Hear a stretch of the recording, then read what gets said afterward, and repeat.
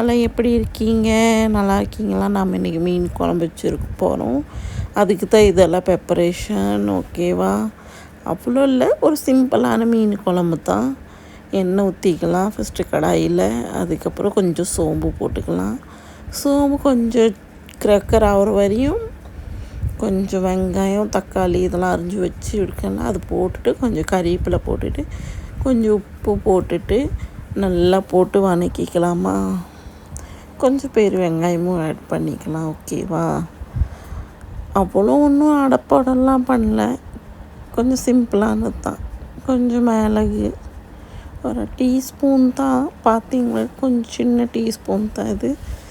அவ்வளோதான் போட்டிருக்கேன். இது லஞ்சுக்கு தான் இன்றைக்கி பண்ணிகிட்ருக்கேன். லஞ்சில் இன்றைக்கி மீன் குழம்பு, நைட்டு சிக்கன் பண்ண போகிறோம். ஆனால் மீன் குழம்பு பையன் சாப்பிட மாட்டான். 1/2 ஸ்பூன் மஞ்சள், இஞ்சி பூண்டு பேஸ்ட்டு போட்டு எல்லாம் நல்லா வதக்கிக்கங்க.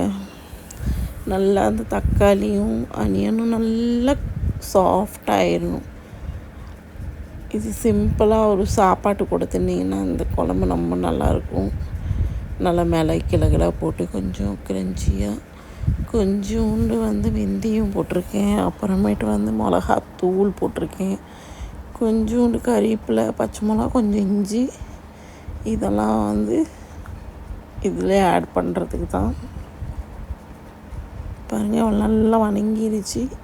இதை ஆற வச்சுட்டு நம்ம தேங்காயும் இதுவும் அரைச்சிக்கலாம். கொஞ்சமாக புளி போட்டிருக்கேன், ஜாஸ்தி போடல. கொஞ்சம் வெதுப்பான தண்ணியில் போட்டு நல்லா அரைச்சி இப்படி தண்ணி ஊற்றி கரைச்சி நல்லா குழம்பு நல்லா கொதிக்க வச்சுக்கலாங்க.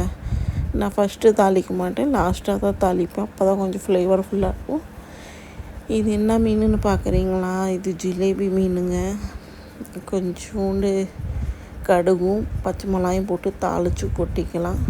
கறிவேப்பிலை எண்ணெயில் போட்டால் கருகிரும்னு நான் அப்படியே முழுசாக எப்பயுமே போட்டுக்குவேன். பாருங்கள், மீன் குழம்பு ரெடி ஆகிடுச்சு.